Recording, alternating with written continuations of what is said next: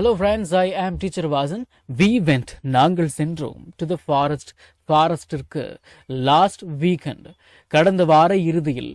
Weekend அப்படின்னா சனிக்கிழமை, ஞாயிற்றுக்கிழமை ஆச்சுங்களா? சரி, ஓகே.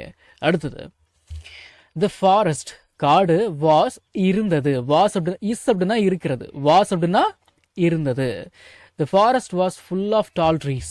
the forest was அப்படின்னா காடு இருந்தது, ஃபாரஸ்ட் இருந்துச்சு, full of tall trees, உயரமான, ஃபுல்லா உயரமான மரங்களால் அப்படின்னு அர்த்தம். சரிங்களா? சரி, ஓகே. அடுத்தது we heard, நாங்கள் கேட்டோம். ஹியர் அப்படின்னா கேட்பது, ஹியர் இதோட பாஸ்ட், ஹேர்டு. we heard அப்படின்னா நாங்கள் கேட்டோம். என்னது? the birds chirping, chirping, chirping அப்படின்னா உச்சரிக்கணும். chirping அப்படின்னா இந்த கீச்சுன்னு கத்தும் இல்லையா, அதுதான். the birds chirping அப்படின்னா பறவைகள் கீச்சிடுவதை. we heard நாங்கள் கேட்டோம். சரி, அப்புறம் my father drove the jeep carefully. my father எனது தந்தை drove the jeep, ஜீப்பை ஓட்டுனாரு. carefully கவனமாக.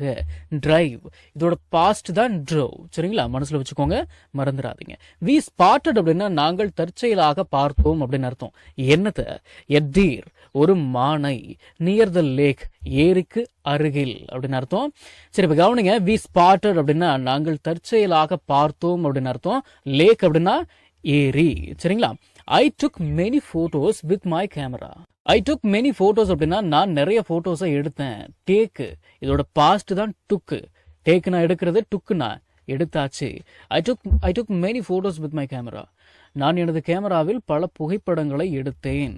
சரி, we walked நாங்கள் நடந்தோம். on a narrow path.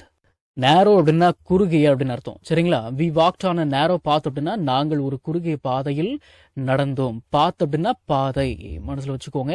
the air was காற்று இருந்தது. very fresh ரொம்ப ஃப்ரெஷ்ஷா. and cool குளிர்ச்சியாகவும். காற்று மிகவும் புத்துணர்ச்சியாகவும் குளிர்ச்சியாகவும் இருந்தது. ஃப்ரெஷ் அப்படின்னா புத்துணர்ச்சி, கூல் அப்படின்னா குளிர்ச்சி. சரிங்களா? அடுத்தது we saw நாங்கள் பார்த்தோம். என்னது?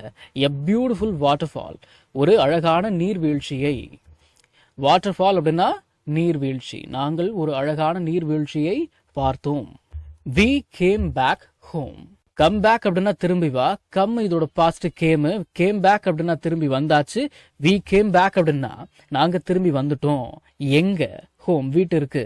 பிஃபோர் சன்செட் சூரிய அஸ்தமனத்திற்கு முன்பு அப்படின்னு அர்த்தம். சன்செட் அப்படின்னா சூரிய அஸ்தமனம். நம்ம தமிழ்ல பேசக்கூடிய அன்றாட வாக்கியங்களை இங்கிலீஷ்ல இப்படி பேசலாம்னு சொல்லி ஒரு 1000க்கும் மேற்பட்ட ஆங்கில வாக்கியங்களை தமிழ்ல மொழிபெயர்த்து ஒரு 5 PDF நான் ரெடி பண்ணி வச்சிருக்கேங்க. ஒரு PDF ஓட பிரைஸ் வந்து பாத்தீங்கன்னா 50 rupees. ஆனா இந்த 5 PDFையும் நீங்க 250 ரூபாய் கொடுத்து வாங்க தேவையில்லை.